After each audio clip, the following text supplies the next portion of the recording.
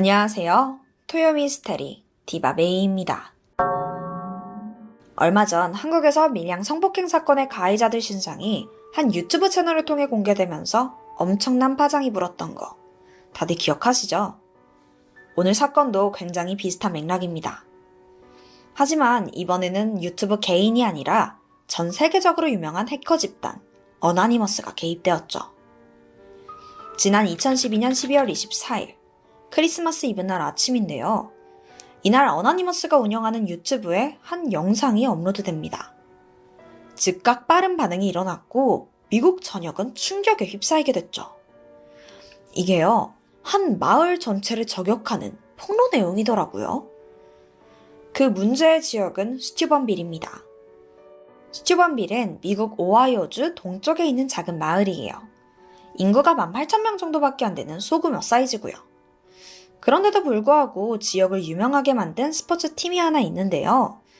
오하이오주에서 가장 역사가 깊은 고등학교 풋볼팀 빅레드였어요. 무려 1885년 처음 결성된 이래 지금까지 800번 넘게 승리한 강력한 팀이에요. 그만큼 미국에서 명성도 대단합니다.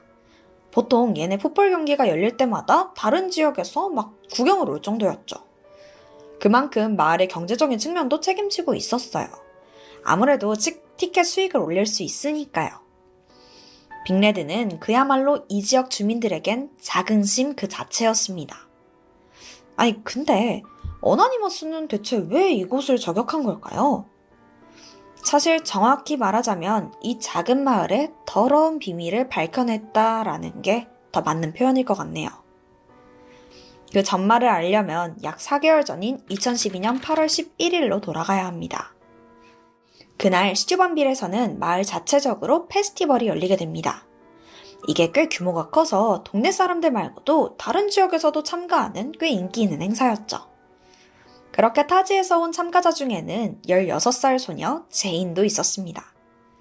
사실 근처 동네가 막 다 고만고만해서 이런 페스티벌은 잘 안 열리거든요. 그러다 보니까 제인은 너무 신나는 거예요. 막 같이 온 친구들하고 술도 마시고 웃고 떠들고 있는데 이때 또래 남학생 한 명이 쓱 다가오더라고요. 그는 17살 트렌트 메이스였어요. 스튜번빌에 살았고 심지어 그 유명한 빅레드 풋볼팀 선수예요. 그만큼 어딜 가나 여학생들한테 주목을 받는 인기남이었고요. 제인이 보기에도 트렌트는 너무 매력적이었어요. 상대방도 제인이 마음에 들었는지 서로 인사하고 설레는 대화를 이어갑니다. 보니까 말도 잘 통하고 점점 더 빠져드는 거예요. 그래서 결국 두 사람은 무리해서 좀 떨어져서 둘만의 오붓한 시간을 갖게 됩니다. 한참 이야기를 나누던 중에 트렌트가 잠깐 마실 것 좀 가져오겠다면서 자리를 비우는데 이때 너도 뭐 마실래? 하면서 음료를 2잔 챙겨왔더라고요. 제이는 고맙다면서 컵을 건네받았고 홀짝홀짝 몇 모금 마시게 돼요. 그런데 얼마나 지났을까요? 점점 취기가 올라오는 거예요. 근데 이게 평소보다 훨씬 더 빠르게 취하는 느낌? 게다가 약간 기분이 업된다 이런 느낌이 아니라 거의 몸을 막 못 가누겠더라고요. 종종 제이는 다른 파티에서 술을 마셔본 적 있어요. 스스로 술을 조절하는 법도 대충 터득했고요. 그래서 단 한 번도 뭐 블랙아웃이 된다거나 몸을 못 가눈다? 그런 적은 없거든요. 게다가 오늘은 아예 다른 동네로 놀러 온 거잖아요. 이따가 집도 가야 되니까 사실 정신 차리고 술을 자제하고 있었던 거죠. 제이는 자신의 상태가 이상하다 싶었지만 이미 너무 몽롱해서 정신을 차리기 힘들었고 결국 그녀는 정신을 잃고 맙니다. 얼마 뒤 제인이 한참이나 안 보이니까 친구들은 슬슬 걱정이 됐어요. 그래서 어디 갔나 찾아보는데 아까 그 맘에 들어하던 풋볼 선수랑 같이 있더라고요. 아니 사실 정확히 말하자면 트렌트와 그의 친구 말릭 리치먼드 이 둘이서 제인을 부축하고 있었어요. 보니까 셋이서 같이 행사장을 나가는 듯 했고요. 친구들은 이 모습을 보고 그냥 맘에 드는 남자애랑 더 놀러 가나 보다 하고 별 생각 없이 넘어갑니다. 애초에 트렌트와 제이는 서로 호감이 있어 보였고 더 시간을 보내고 싶어 했으니까 그냥 그렇게 가볍게 생각한 거예요. 사실 저는 이 상황이 조금 이해가 안 되거든요. 친구가 완전히 만취해서 처음 보는 남자애들 둘이랑 파티장을 빠져나간 건데 그냥 그러려니 넘어갈 일이 사실 아니잖아요. 어찌됐든 그 누구의 제지도 없이 결국 제이는 트렌트와 말릭에게 끌려 어디론가 향하게 됩니다. 그렇게 시간은 한참 흘러서 다음날 아침이에요. 이때 제이는 번뜩 정신을 차리는데 여기가 너무 낯선 곳이에요. 뭐야, 여기 어디야? 주변을 둘러보는데 여기가 무슨 집의 지하실 같아요. 그리고 나서 자기를 보니까 아니 지금 실온화기 하나 걸치지 않은 알몸 상태더라고요. 솔직히 너무 당황스럽잖아요. 내가 술을 너무 많이 마셨나? 겨우 어제 일을 막 떠올리려고 하는데 아무것도 생각나지 않아요. 머리를 붙잡고 혼란스러워하던 그때 저쪽에 사람이 하나 보이는 거예요. 어제 만난 트렌트와 말릭이에요. 순간 좀 낯익은 얼굴이 보이니까 안심이 되더라고요. 그 지끈거리는 머리를 잡고 혹시 어제 무슨 일 있었냐 물어봤어요. 근데 이때 둘의 반응이 좀 묘했습니다. 막 서로 마주보고 약간 키득대는데 순간 제이는 불길함을 느꼈어요. 하지만 애써 외면하고 다시 한번 아니 어제 어떻게 된 거야? 물어보는데 그제서야 트렌트가 웃으면서 대답합니다. 아니 어제 너가 너무 취한 것 같길래 우리가 좀 챙겨줬지. 제이는 순간 뭔가 단단히 잘못됐다고 느꼈어요. 그리고 조금이라도 빨리 여길 벗어나고 싶었죠. 급한 마음에 바닥에 떨어진 옷을 대충 집어입고는 그 집을 빠져나갔습니다. 솔직히 지금 상황과 둘의 반응을 보고 직감적으로 무슨 일이 벌어졌는지 알 것 같았어요. 하지만 그게 사실이면 도무지 감당할 수 없을 것 같은 거예요. 그렇게 아무 일도 없었던 거라고 스스로를 되뇌이면서 집으로 돌아가게 돼요. 그리고 이 일이 그냥 묻히길 바랬죠. 하지만 이틀 후 제인을 충격에 빠뜨리는 사진 한 장이 페이스북에 올라오는데요. 그건 트렌트가 업로드한 사진이었습니다. 그리고 그 속에는 의식을 잃은 듯한 제인이 있었고 트렌트와 말릭이 그런 그녀의 팔다리를 이렇게 들고 있는 너무나 기이한 사진이었죠. 게다가 거기엔 다른 남자애들도 더 있었어요. 이 사진은 빠르게 퍼졌고 제인과 가족들에게까지 전달됩니다. 그들은 큰 충격을 받게 돼요. 부모님은 딸에게 이게 대체 무슨 상황이냐 묻게 되는데 그제야 제인이 오열을 하면서 그날 있었던 일에 대해서 말합니다. 물론 전혀 기억을 못했기 때문에 그 정황들만 털어놨죠. 그 이야기를 들은 부모님은 우선 검사를 해보자고 딸을 데리고 병원으로 향했고 검사 결과 성폭행의 흔적이 발견됩니다. 하지만 이때는 이미 사건으로부터 이틀이 지난 시점이에요. 그럼 정액 같은 범인과 관련된 증거는 찾을 수 없다는 거죠. 이 사실을 알게 된 제인과 부모님은 진짜 너무나 복잡한 심경이었어요. 그리고 당장 신고를 하려고 했죠? 하지만 문제가 있습니다. 일단 그들이 범인이라는 증거가 없기도 하고 또 제인이 이 일을 아예 없던 일로 하고 싶어 하더라고요. 다행히 가족들이 계속 설득을 했고 그녀의 마음을 안정시켜주면서 제인은 결국 경찰서로 향합니다. 일단 가족들은 이 사건이 금방 해결될 거라고 생각했어요. 우선 정황 증거도 있었고 제인의 증언도 있었죠? 게다가 트렌트와 말릭이 트위터에 올리는 게시물이 진짜 너무 미심쩍었거든요. 하지만 경찰에게 막상 가보니까 생각지도 못한 변수가 생기는데요. 바로 스튜번빌 경찰의 태도입니다. 그들의 반응이 좀 묘해요. 그러니까 제대로 수사를 이어가지도 않고 애초에 제인의 말을 듣지도 않는 거예요. 사실 이런 반응을 보인 데에는 지역적 특성이 한몫했는데요. 스튜번빌이 고등학교 풋볼팀으로 유명한 지역이라고 했잖아요. 트렌트와 말릭은 장래가 유명한 선수들이었고요.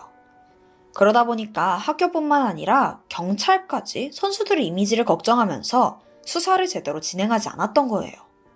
안 그래도 이 작은 마을에서 돈이 되는 게 그 풋볼팀 하나인데 굳이 이를 키우고 싶어 하지 않았던 겁니다. 그렇게 사건은 진척 없이 하루하루 시간은 흘렀고 3달이나 지나버려요. 서서히 이 일은 잊혀져 가는 듯 싶었습니다. 그러던 중 한 블로거로 인해서 사건은 새로운 국면을 맞이하게 되는데요. 범죄 관련 콘텐츠를 다루는 블로거 알렉산드리아 고다드가 여기에 관심을 갖게 된 거예요. 자체적으로 사건에 대해서 조사를 했고 글을 업로드했지만 제일 중요한 파급력이 부족했어요. 이때 그녀는 한 단체의 힘을 빌리기로 결심합니다. 그리고 그게 바로 어나니머스였어요. 어나니머스 소속 해커 카노니머스에게 자신이 조사한 내용을 메일로 보냈고 그는 이 사건을 공론화하기로 결심합니다. 하지만 혼자 힘으로는 힘들 거라고 생각해서 또 다른 해커들을 모으게 돼요. 그렇게 나이트색이라는 해커팀을 꾸려서 알렉산드리아가 조사한 그 내용을 토대로 사건의 더욱 세세한 정보를 수집하기 시작합니다. 먼저 스튜번빌 풋볼팀 웹사이트를 해킹해서 선수 전원의 신원을 파악했고 그들의 SNS와 문자 내역을 전부 확인해요. 그리고 수상한 정황을 발견합니다. 제인의 사진을 주고받고 또 그녀와 관련된 말도 안 되는 대화를 나눈 선수들을 추려낸 거예요. 솔직히 그 후로는 속전속결이에요. 그들의 휴대폰을 해킹해서 저장되어 있는 수천 개의 사진과 동영상을 발견했고 이 모든 걸 유포한 주범을 찾아냅니다. 그리고 모두가 예상했다시피 그건 트렌트와 말릭이었어요. 둘의 휴대폰에는 그날의 진실이 고스란히 남겨져 있었습니다. 밝혀진 사건의 진상은 너무나 충격적이에요. 사건 당일 트렌트와 말릭은 의식을 잃은 제인을 데리고 당시 비어있던 한 풋볼 코치집 지하실로 향해요. 거기에 그치지 않고 다른 선수들도 불러냈죠. 그리고 마치 제인이 장난감이라도 되는 듯 그녀의 옷을 벗기고 누가 먼저 할지 막 내기를 하는 끔찍한 이야기를 나눴습니다. 그리고 그 모든 걸 촬영해뒀고요. 영상 속 가해자들은 모두 즐겁다는 듯이 웃고 있었죠. 실제 영상을 보면 트렌트가 직접 제인을 성폭행했다라고 언급하기도 하고 그 후에는 이미 찍었던 그 영상들과 사진을 SNS에 공유하기까지 한 거예요. 자, 이렇게 범인들을 밝혀냈죠? 하지만 나이트색은 여기서 멈추지 않았습니다. 사실 이 사건에는 또 다른 가해자들이 있잖아요. 바로 이 모든 일을 은폐하려 했던 경찰과 마을 주민들이요. 마을의 유능한 선수를 위해서 이 끔찍한 사실을 모두 방관했고 모른 척 했잖아요. 솔직히 이 사람들도 직접 범행을 저지른 그 학생들하고 똑같아요. 어나니머스는 연관된 모든 사람들의 명단을 확보했고 이 모든 사실을 담은 영상을 제작해 12월 24일 어나니머스 유튜브 공식 채널에 업로드했습니다. 이게 바로 앞서 말했던 그 저격 영상이었고요. 드디어 모두 스튜번빌 사건에 대해서 알게 된 거예요. 각국 언론들은 이 충격적인 사실을 일제히 보도했고 세간의 이목이 한 번에 집중됩니다. 아니, 청소년들이 이런 끔찍한 잘못을 저질렀는데 지역 사회 전체에서 얘네를 감싸주는 게 그러니까 이게 맞는 거냐고요. 대중들 또한 격하게 분노했어요. 급기야 오하이오주 전역에서는 대규모 시위가 벌어졌어요. 동시에 스튜번빌 경찰서에는 수천 통의 항의 이메일이 쏟아졌고요. 전국의 언론사들 또한 풋볼 스타인 자기네들 아들을 보호하기 위해서 마을 전체가 딸들을 위험에 내몰고 있다라면서 강하게 비난을 쏟아냈습니다. 결국 이런 반응들 속에서 스튜번빌 경찰들은 재수사를 착수하게 됐죠. 근데 이때 더욱 충격적인 사실이 하나 더 밝혀지는데요. 수사를 시작하고 얼마 지나지 않아 스튜번빌 고등학교에서 또 다른 성폭행 사건을 은폐했다는 게 알려진 겁니다. 이번에는 같은 고등학교에 야구부 학생들이 저지른 사건이에요. 겨우 14살 여학생에게 끔찍한 짓을 저질렀던 거죠. 심지어 사건 후에 트위터에다가 피해자를 조롱하는 글, 사진 등을 업로드하기도 했고요. 그러면 피해자가 가만히 있었냐? 그것도 아니에요. 당시 피해자도 경찰에 신고를 했습니다. 하지만 그들은 이걸 거짓말로 치부하고 제인의 사건처럼 묵살했어요. 안타깝게도 이 사건은 여전히 수사가 되지 않았고 현재까지도 기소된 가해자는 아무도 없다고 합니다. 스튜번빌 고등학교가 그동안 스포츠 스타를 양성한다는 이념 아래 학생들이 저지른 추악한 범죄를 묻어주었다는 사실이 연달아 드러나면서 대중들에게 큰 분노를 사게 됐습니다. 2013년 3월, 세간의 뜨거운 관심 속에 트렌트와 말릭에 대한 재판이 시작돼요. 여러 증언들과 증거로 그들은 유죄를 선고받게 되죠. 두 사람 모두 미성년자였기 때문에 트렌트는 징역 2년, 말릭은 징역 1년이라는 턱없이 적은 형량을 받게 돼요. 심지어 둘 다 이제는 출소한 상태고요. 멀쩡히 학교에 복학했지만 다행히 사람들의 항의로 풋볼팀에 다시 합류하는 일은 없었다고 합니다. 그나마 다행이죠. 그런데 여기에 반전이 하나 있는데요. 스튜번빌 집단 강간 사건을 해결하는데 결정적인 역할을 했던 어나니머스 소속 해커 캐노니머스가 경찰에 체포되는데요. 이때 그의 신원이 밝혀집니다. 그는 당시 29살 데릭 로스튜터라는 남성이었어요. 근데 아이러니하게도 데릭은 강간범들인 트렌트와 말릭보다 훨씬 더 긴 징역형을 선고받게 돼요. 징역 10년에다가 벌금 25만 달러까지 내야 됐어요. 아니 근데 이게 무슨 상황이죠? 사건을 대중화시켜서 해결한 데릭이 다른 가해자들보다 형량이 많은 게 사실 말이 안 되잖아요. 그러나 한편으로는 불법으로 사이트를 해킹해서 개인정보 빼내고 그들을 협박한 이 사적 제재를 한 거니까 강한 처벌을 받는 게 맞지 않냐라는 의견도 있습니다. 여러분은 이번 사건들에 대해서 어떻게 생각하나요? 애초에 제대로 된 처벌을 내렸다면 뭐 사적 제재고 뭐고 이런 일이 아예 없지 않았을까요? 저는 그저 벌 받을 사람들이 합당한 대가를 받는 그런 세상이 오길 바랍니다. 제가 준비한 스토리는 여기까지예요. 그럼 전 더 새로운 스토리로 돌아올게요. 지금까지 토요 미스테리 디바 메이였습니다. 안녕, 토요 미스테리 디바 메이야. 혹시 다들 라라랜드 봤어?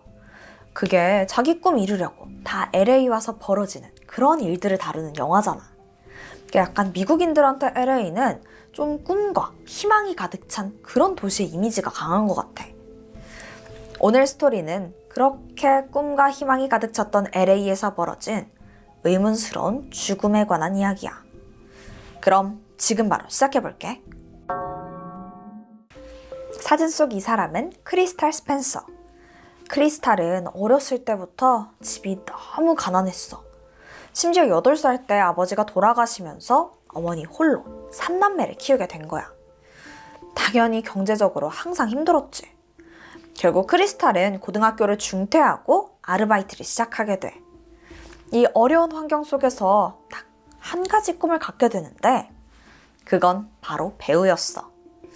결국 22살이 되던 1982년 여름, 유명 배우로 성공하겠다는 마음으로 고향을 떠나 LA로 향했지.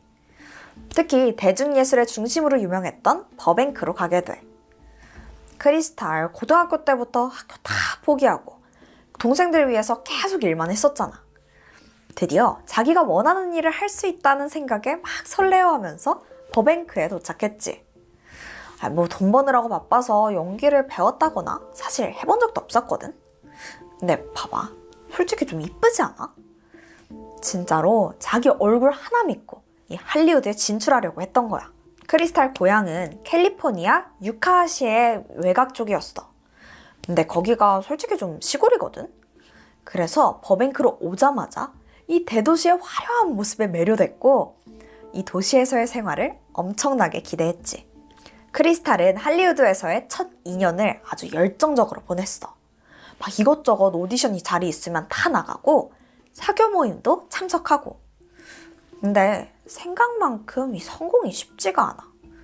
오디션을 봐도 계속 단역만 맡았고 또 돈도 잘 못 벌다 보니까 생활고에 시달리기도 해. 계속되는 궁핍함 생활에 크리스탈은 지칠 대로 지쳤지. 그래서 결국 다시 고향으로 돌아갈까 고민을 하다가 돈을 벌 수 있는 직업 하나를 찾게 되는데 그건 바로 스트리퍼. 근처 와일드구스라는 스트립 클럽이 있었거든. 거기서 크리스탈한테 돈 많이 벌게 해줄 테니까 우리 같이 일해보자 라고 했던 거야. 사실 처음에는 진짜 하기 싫었대. 근데 지금 월세조차 못 낼 상황인데 뭐 가릴 상황이 아닌 거지. 결국 어쩔 수 없이 매일 밤 와일드구스로 출근하기 시작했어. 예쁘장한 외모였던 크리스탈은 여기서도 인기가 많았지. 그날 팀이 좀 많았다 하면은 400달러, 그러니까 현재 가치로 따지면 1,500달러 정도를 벌었었대. 단 하루 만에. 이 정도면 자기 생활비뿐만이 아니라 멀리 시골에 있는 가족들도 먹여 살릴 수 있을 정도로 된 거야.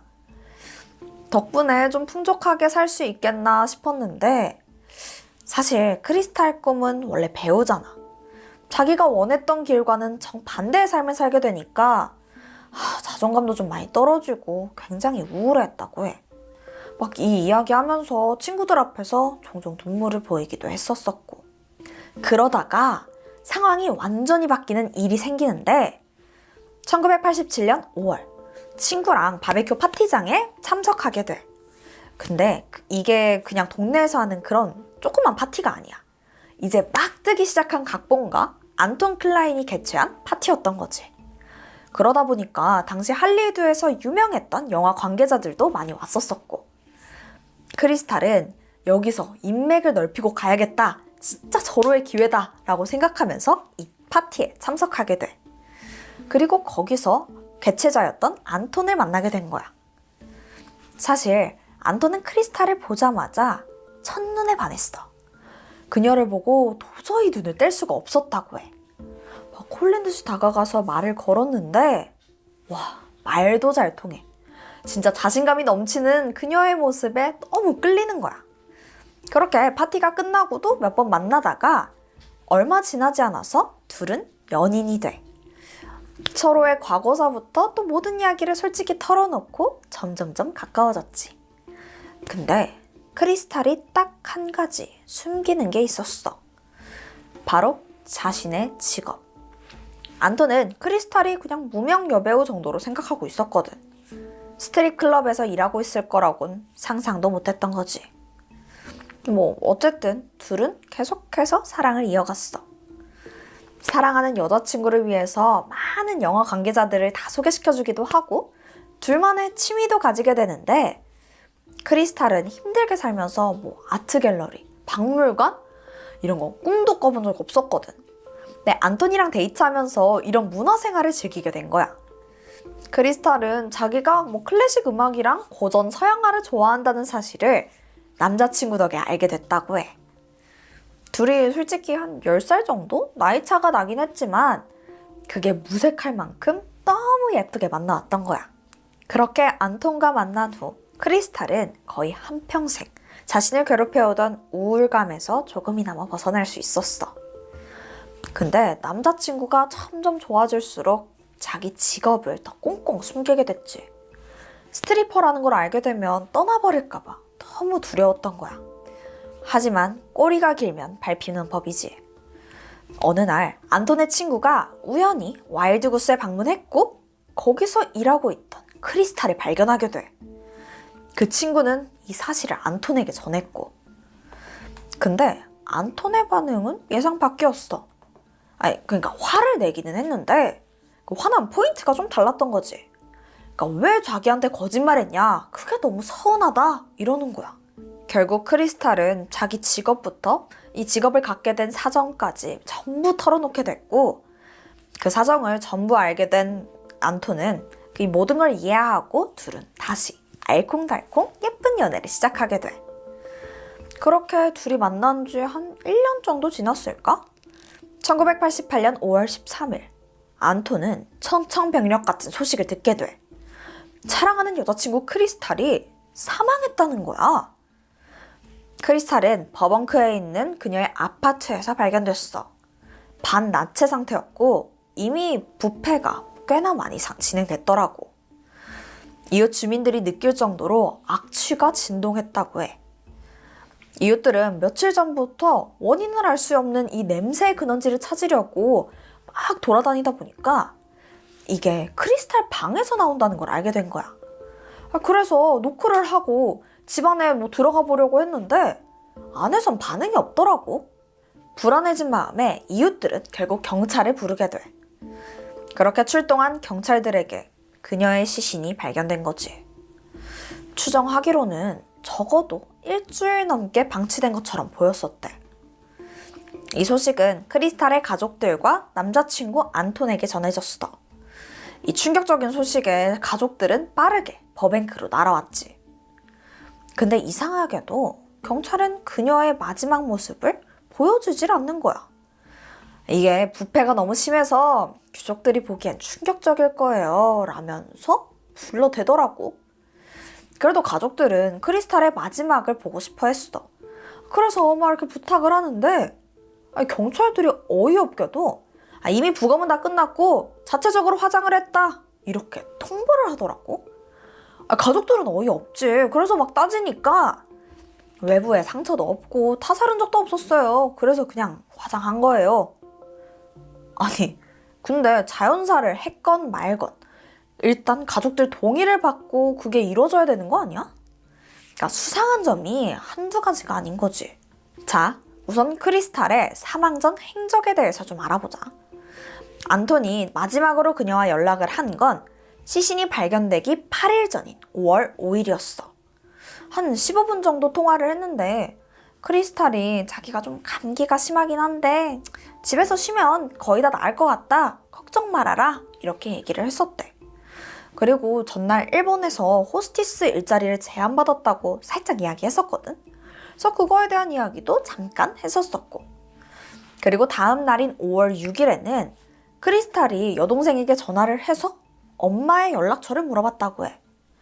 근데 감기가 조금 낫지 않아서 좀 걱정이긴 하다 이런 말을 덧붙이기도 했었고. 근데 엄마 번호 물어보는 게 좀 이상하다 싶지. 사실 크리스탈이 배우 하겠다고 집 나가고 또 막 스트리퍼로 일하고 그러면서 엄마가 딸의 연락을 받고 싶어 하지 않았던 거야. 그래서 일부러 연락처를 알려주지 말라고 했었대. 동생은 언니의 사정에도 끝내 엄마의 연락처는 알려주지 않았다고 해. 근데 이상한 게 크리스탈이 엄마랑 사이가 틀어진 게 좀 됐거든? 근데 그동안 연락하려고 시도한 적이 한 번도 없었대. 근데 갑자기 연락처를 막 물어보니까 동생도 좀 이상하다라고 생각하긴 했었다고 하더라고. 그리고 사흘 후인 5월 10일 크리스탈에게 건 모든 전화가 사서함으로 넘어가기 시작했어. 안톤은 여자친구가 자꾸 전화를 안 받으니까 걱정되는 마음에 그녀가 일하던 클럽으로 찾아가게 돼. 근데 오히려 매니저가 안톤을 보더니 혹시 그 크리스탈한테 무슨 일 있어요? 이렇게 물어보더라고. 어제부터 출근을 갑자기 안 했다면서 혹시 뭐 아는 거 있냐라고 물어보는 거야. 안톤은 결국 이 클럽에서 하나 건진 것도 없이 그냥 나오게 되는데 경비원이 크리스탈에 대해서 살짝 얘기를 해주더라고. 그러니까 그 경비원 말에 따르면 5월 6일에 마지막으로 출근하고 그녀가 일본으로 떠났대. 근데 이렇게 갑자기? 물론 둘이 일본 그 호스티스 제이 건에 대해서 이야기를 나눈 적은 있긴 하지. 근데 그냥 뭐 이런 연락 받았다, 고민된다 그 정도로 가볍게 얘기했었거든. 이렇게 아무 말도 없이 갑자기 떠났다는 게 말이 안 된다는 거지. 솔직히 그냥 이렇게 떠난 게 좀 화도 났지만 한편으론 걱정이 되는 거야. 이렇게 갑자기 가게 된 거면 사실 뭐 사정이 있었던 걸 수도 있잖아. 좀만 기다리면 그래도 여자친구한테 연락 오겠지라는 마음에 우선은 차분하게 연락을 기다려보기로 해. 하지만 그 후에 안톤이 받게 된 건 크리스탈이 사망했다는 충격적인 연락이었어. 크리스탈에게 대체 무슨 일이 벌어졌던 걸까?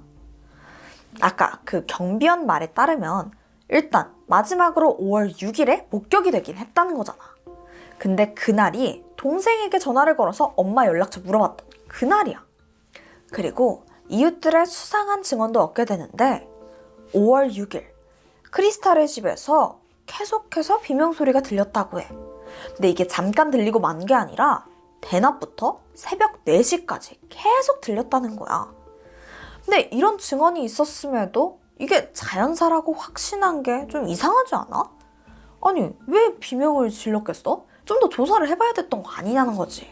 게다가 경찰이 주장하는 크리스탈의 사인은 감기, 근데 5월 4일에 안토니 크리스탈 만났었거든? 근데 그때 건강했어. 멀쩡하게 사진 찍으면서 놀기도 했었었고. 물론 다음날 감기균이 남아있다고 하긴 했지만 그게 사망에 이를 정도로 심각했던 건 아니었다는 거지. 그리고 시신의 상태도 이상해. 물론 일주일간 방치되기는 했지만 아무리 그래도 그렇지 이게 부패 상태가 너무 심한 거야. 아니, 날씨가 따뜻했다고 해도 인종조차 알아볼 수 없을 정도로 부패됐다는 게 말이 돼? 사인은 당연히 알아낼 수도 없었었고 신원조차 제대로 확인한 게 맞는 건지 더 이상 경찰을 믿을 수가 없는 거지. 부검도 사흘 후에 진행이 됐는데 지문은 아예 스캔이 안 될 정도로 엄청나게 부패된 상태였었고 눈동자 색도 판별이 안 됐었고, 그러니까 식별이 가능한 정보는 그냥 검은 머리에 백인이다? 이 정도? 부검 결과 외상이나 약물은 발견되지 않았고 성폭행의 흔적도 없었어. 그러니까 부패만 심할 뿐 시신의 상태는 깔끔했던 거야. 외상이 없으니까 경찰은 그냥 자연사라고 종결시켰던 거고. 하지만 남자친구 안토는 믿을 수가 없었어. 아니, 전날까지 멀쩡하던 사람이 갑자기 감기로 죽는다고? 결국 그는 혼자서라도 이 사건의 진상을 밝혀내기로 해. 그는 혼자 크리스탈의 아파트로 가서 증거가 될 만한 것들을 찾기 시작했어. 그리고 카메라를 발견했지. 그러니까 정확히 말하자면 사진을 발견한 거야. 둘이 데이트할 때 사진 찍고 놀았다고 했잖아. 그 카메라였는데 처음 찍혔던 8장은 둘이 같이 찍은 사진들이었었대. 근데 진짜로 이상한 건 9번째 사진인 거야. 그게 처음 보는 남자 사진인데 그 사람이 한 40대 정도로 보이고 콧수염도 있더라고. 환하게 웃고 있는데 그 사진의 배경은 크리스탈의 집.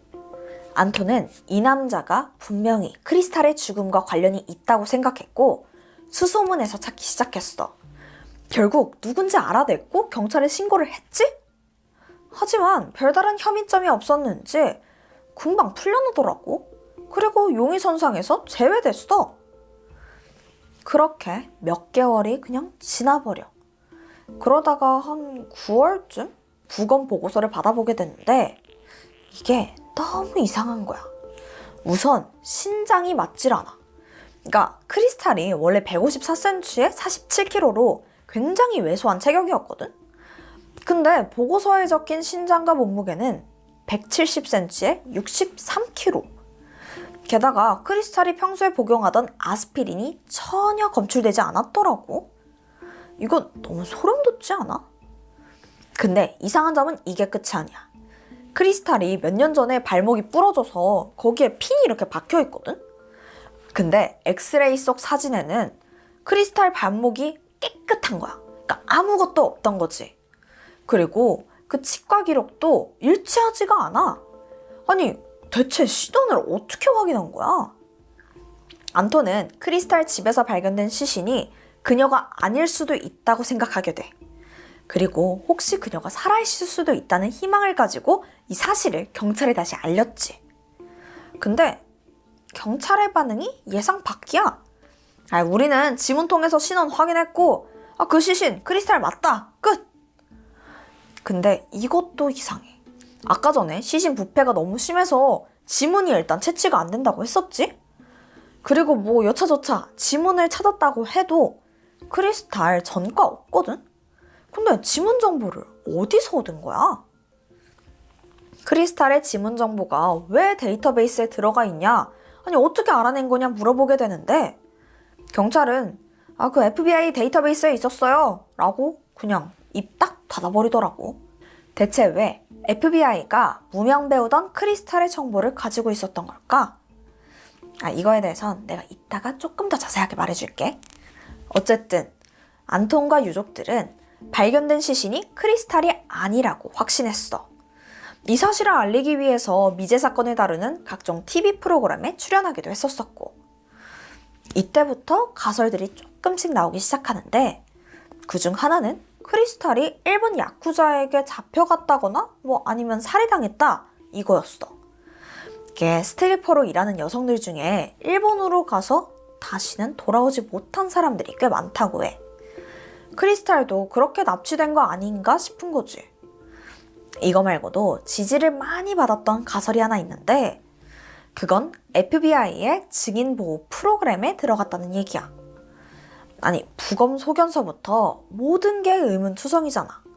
근데 사람들이 관심을 별로 갖지 않는 게 이상하다 싶을 정도로, 그러니까 마치 의도적으로 이 사건에 대해서 덮으려고 하는 것 같았던 거지. 이 가설에 대해서 더 설명하려면 한 남자에 대해서 알아야 돼. 그는 호레이스 조셉 맥케나. 전직 경찰관이었어. 근데 이 양반이 소문이 좀 안 좋더라고.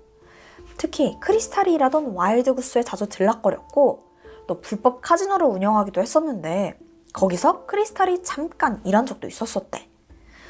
근데 그는 이미 사망한 상태야. 그러니까 더 이상 조사를 할 수 없었던 거지. 근데 이게 또 이상하거든? 크리스탈 시신이 발견되고 10개월 정도 지나서 죽었는데 이 타이밍이 좀 절묘해.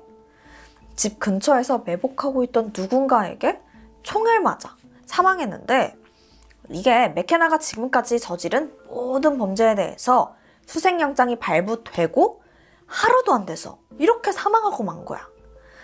그니까 그의 불법적인 행동들이 밝혀질까봐 누군가 미리 살해한 게 아닐까 싶은 거지. 그리고 더더욱 이 남자가 그 크리스탈의 죽음과 연관되었을 거라고 생각하게 된 계기가 하나 있어. 사건이 하도 풀릴 기미가 안 보이니까 답답했던 안토는 FBI에게 크리스탈 문서 제공을 요청했어. 무려 7개월 뒤에나 그 문서를 받게 되는데 이렇게 보니까 21장이나 내용이 빠져있더라고. 그거에 대해서도 또 물어봤지?